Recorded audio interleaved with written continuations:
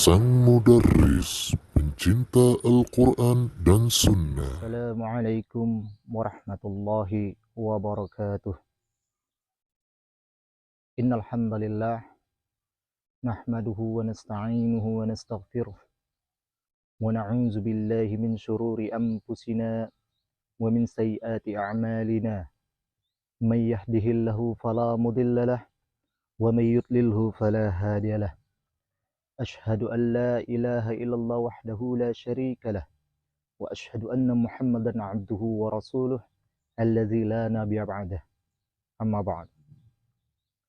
قال الله تعالى في كتابه الكريم أعوذ بالله من الشيطان الرجيم يا أيها الذين آمنوا اتقوا الله حق تقاته ولا تموتن إلا وأنتم مسلمون. وقال أيضا في آية الأخرى يا أيها الناس اتقوا ربكم الذي خلقكم من نفس واحدة وخلق منها زوجها وبث منهما رجالا كثيرا ونساء واتقوا الله الذي تساءلون به والأرحام إن الله كان عليكم رقيبا. يا أيها الذين آمنوا اتقوا الله وقولوا قولا سديدا يصلح لكم أعمالكم ويغفر لكم ذنوبكم ومن يطع الله ورسوله فقد فاز فوزا عظيما. أما بعد فإن أصدق الحديث كتاب الله وخير الهدي هدي محمد صلى الله عليه وسلم وشر الأمور محدثاتها وكل محدثة بدعة وكل بدعة ضلالة وكل ضلالة في النار. معاشر المسلمين rahimani wa rahimakumullah. Alhamdulillahilladzi bi ni'matihi tatimmus shalihat. Yang pertama-tama dan yang paling utama, marilah kita selalu bersyukur apa yang sudah diberikan Allah kepada kita, baik nikmat iman, nikmat Islam, nikmat penglihatan, nikmat pendengaran, nikmat perasa, dan lain sebagainya. Itu datangnya dari Allah Tabaraka wa Ta'ala. Salawat dan salam kita hadiahkan, kita junjungkan kepada Nabi besar kita Muhammad sallallahu alaihi wasallam, yang mana ia telah membawa agama ini dari zaman jahiliyah ke zaman Islamiyah, dari zaman bid'ah ke zaman sunnah. Ma'asyiral muslimin rahimani wa rahimakumullah. Pada kesempatan kali ini dan di pagi hari ini, saya akan menyampaikan tausiah atau nasihat ataupun ilmu, dan saya meneruskan ilmu ini yang datangnya dari Ustadz Ammi Nurbait hafizahullah, yang temanya adalah Al-Quran yang rusak sebaiknya diapakan. Ma'asyiral muslimin rahimani wa rahimakumullah. Ada beberapa yang dijelaskan ulama. Pertama, mushaf bekas itu dikubur dalam tanah. Ini adalah keterangan mazhab Hanafi dan Hambali. Al-Hasfaki, ulama mazhab Hanafi, mengatakan mushaf yang tidak lagi bisa terbaca dikubur sebagaimana seorang muslim. Ulama lain memberikan catatan kaki untuk Ad-Dur Al-Mukhtar, mengatakan maksudnya lembaran mushaf itu diletakkan di kain yang suci, kemudian dikubur di tempat yang tidak dihinakan, seperti tempat sampah, WC, kamar mandi, dan tidak boleh diinjak. Apalagi tidak boleh diinjak. Al-Bahuti mengatakan, jika ada mushaf Al-Quran yang sudah usang, maka dia kubur. Berdasarkan ketegasan dari Imam Ahmad menyebutkan bahwa Abul Zawza mushafnya telah usang. Kemudian beliau menggali di tanah masjidnya lalu menanamnya di dalam tanah.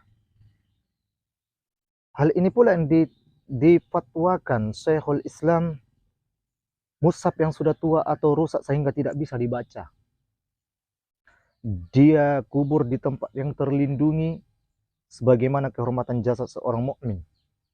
Dia harus dikubur di tempat yang terlindungi, bukan tempat kotor. dan tidak boleh diinjak.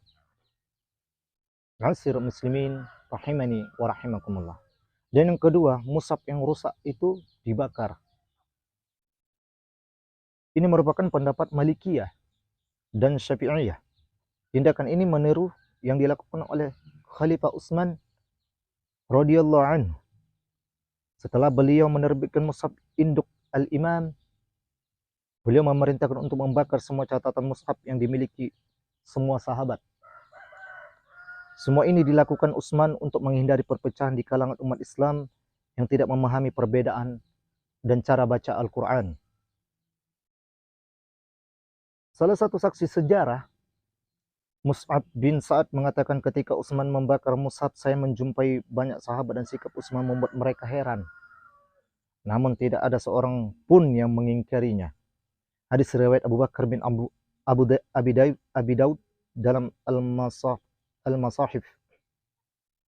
Di antara tujuan membakar Al-Quran yang sudah usang adalah untuk mengamankan firman Allah Ta'ala dan nama Zat yang Maha Agung dari sikap yang tidak selayaknya dilakukan oleh seorang muslim. Seperti diinjak, dibuang di tempat sampah, ataupun tercecer di halaman rumah. Perintah Utsman untuk membakar kertas mushaf ketika boleh mengumpulkan Al-Quran menunjukkan bolehnya membakar kitab yang di situ tertulis nama-nama Allah Ta'ala. Dan itu sebagai bentuk memuliakan nama Allah dan menjaganya agar tidak terinjak kaki atau terbuang sia-sia di tanah. As-Suyuti menjelaskan beberapa hal yang tidak boleh dilakukan jika dibutuhkan untuk menghancurkan sebagian kertas mushaf karena sudah usang atau sebab lainnya. Maka tidak boleh diselipkan di tempat tertentu karena bisa jadi terjatuh dan diinjak.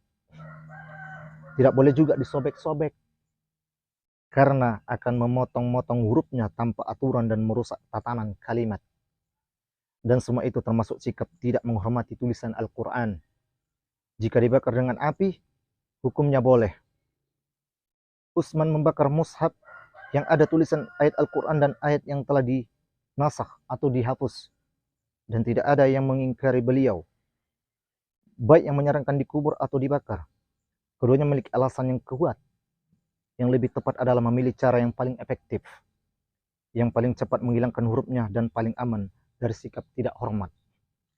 Ibnu Utsaimin mengatakan, menghancurkan mushaf harus sampai lembut sehingga hancur semua kata dan huruf. Dan ini sulit kecuali jika ada alat untuk menghancurkan yang lembut sehingga tidak ada lagi tulisan huruf yang tersisa. Jadi ada dua poin ketika mushaf kita telah usang dan tidak layak untuk digunakan. Pertama, dikubur di tanah. Seperti ketika kita meninggal dunia, kita dikubur di tanah. Dan yang kedua, dibakar. Dibakar ketika Al-Quran kita telah usang atau tidak layak untuk digunakan lagi. Jadi dua poin ini semoga kita bisa mengamalkan untuk kedepannya. Barangkali ini yang dapat saya sampaikan. Kurang dan lebih saya mohon maaf jika ini benar yang saya sampaikan tadi ini datangnya dari Allah Tabaraka wa Ta'ala. Dan jika ini keliru atau salah, itu datangnya dari saya sendiri dan saya mohon maaf. Barakallahu fiqh wa jazakumullah khair. Saya akhiri. Assalamualaikum warahmatullahi wabarakatuh.